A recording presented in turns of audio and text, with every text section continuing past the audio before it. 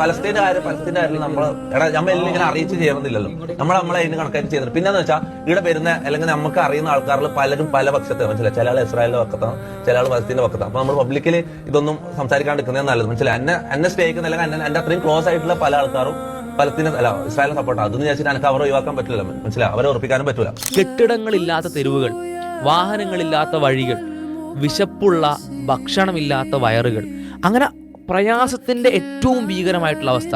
ഒരുപക്ഷെ മുമ്പ് നോവലുകളിലും കഥകളിലും ഒക്കെ മാത്രം വായിച്ചറിയുന്ന പീഡനത്തിന്റെയും യുദ്ധക്കെടുതിയുടെ ഒക്കെ കാര്യങ്ങൾ നമ്മൾ ഇന്ന് ലൈവായി അവിടെ റെക്കോർഡ് ചെയ്തിട്ടുള്ള വീഡിയോകളായിട്ട് നമ്മൾ മുന്നിലേക്ക് കാണുകയാണ്. അല്ലെങ്കിൽ ഈ വിശപ്പ് എന്നെ മരണത്തിലേക്ക് പോലും കൊണ്ടുപോയി എത്തിക്കുമോ എന്ന് പേടിക്കുന്ന, അങ്ങനെ ഭയപ്പെടുന്ന ആ ഡെപ്തിൽ, ആ ആഴത്തിൽ വിശപ്പ് അനുഭവിക്കുന്ന ആളുകൾ, ആ വിശന്നുകൊണ്ട് മരിക്കുന്നതിൻ്റെ ഏറ്റവും അവസാന നിമിഷങ്ങളെ പറ്റി ആലോചിക്കാൻ.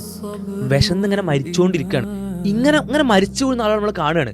തൻ്റെ മകൻ തൻ്റെ മകൾ മരിച്ചു വീഴുന്നത് കാണേണ്ടി വരുന്ന ഉമ്മനും ഉപ്പനും കാണുകയാണ്.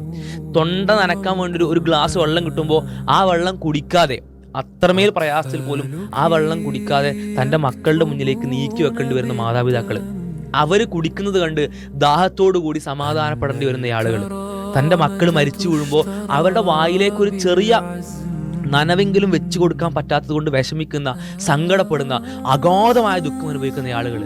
ഇങ്ങനത്തെ ആളുകളെ ഭക്ഷണമുണ്ടെന്ന് പറഞ്ഞുകൊണ്ട് ഭക്ഷണം കൊടുക്കാൻ വേണ്ടി ക്യാമ്പുകളിലേക്ക് വിളിച്ചു വരുത്തുക.